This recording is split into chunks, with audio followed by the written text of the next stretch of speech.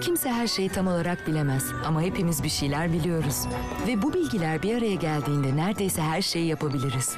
Mesela güneş ışığını elektriğe dönüştüren pencereler. Sihir gibi görünse de aslında sadece kimya. Aynı kimya plastik torbaların doğa dostu olmasını sağlıyor ve rüzgar türbinlerini daha dayanıklı hale getiriyor.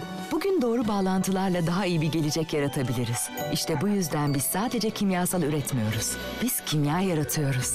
BASF, The Chemical Company.